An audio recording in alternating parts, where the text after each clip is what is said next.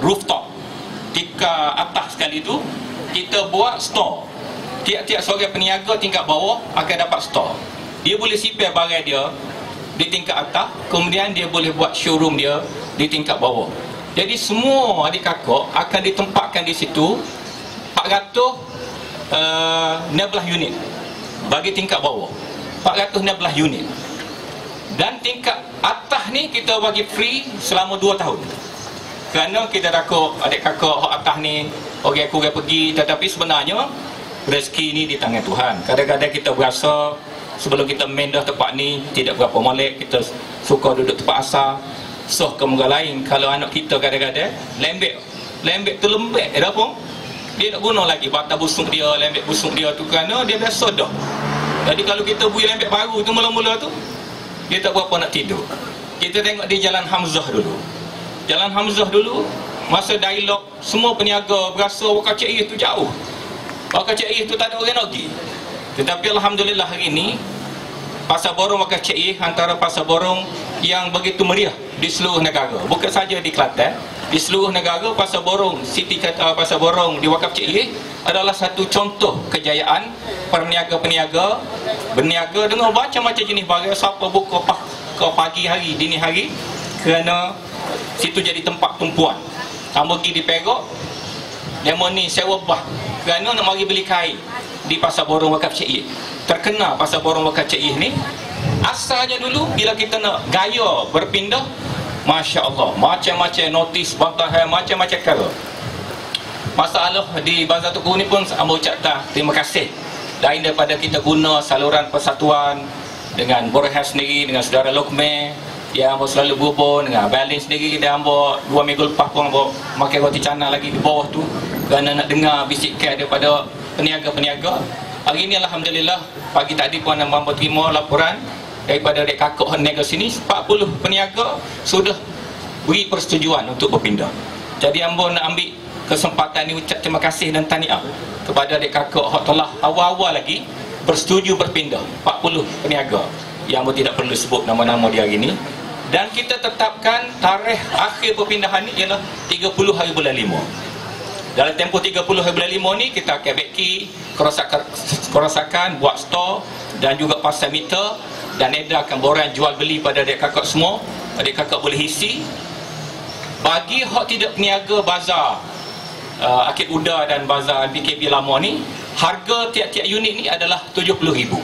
Kalau adik kakak kata peniaga ni tak siap beli, dia tak siap berpindah, dan macam Akid Uda ni kita bagi peluang, kalau dia tak siap pindah pun tak ada masalah. Tapi kalau dia nak beli unit pun tidak ada masalah. Di bazar Akid Uda ni kita telah buat keputusan, Kerajaan Negeri dan MPKB tidak akan beri kelulusan pembangunan kepada UDA ni pah bila-bila selagi adik kakak tidak disediakan tempat oleh UDA di tapak ni. Selagi dia tak buat tempat tapak ni, tak usah pindah. Kerajaan negeri tak akan beri kelulusan pembangunan. Dan 15 hari bulan ni hamba akan berjumpa dengan pengerusi UDA, Datuk Jazalan Muhammad Rahmat, di Parlimen pukul 12.30. Dan hamba telah siapkan satu surat. Dalam surat hamba ni, hamba salinkan kepada Perdana Menteri Malaysia. Kandungan dia lebih kurang memberitahu sejarah tanah ni.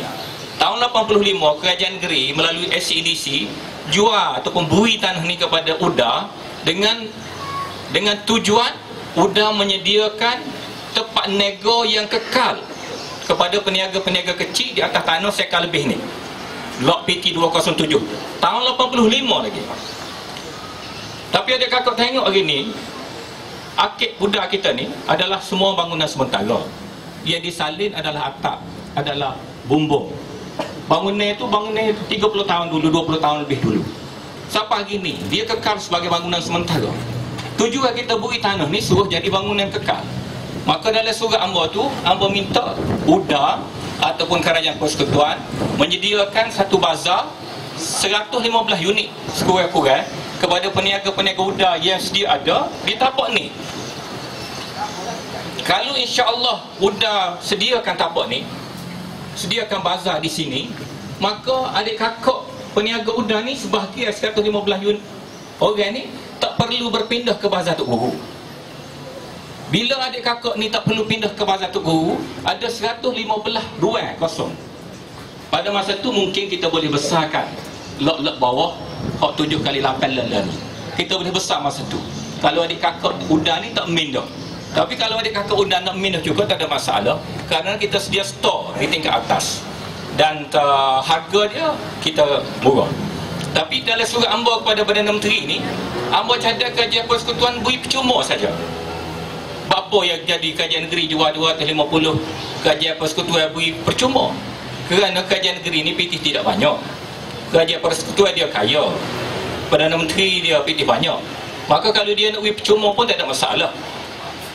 Jadi dalam surat hamba 15 bulan kepada pengerusi udang, selain daripada unit tu cukup untuk peniaga, harga dia kita suruh beri percuma, tak usah kena bayaran.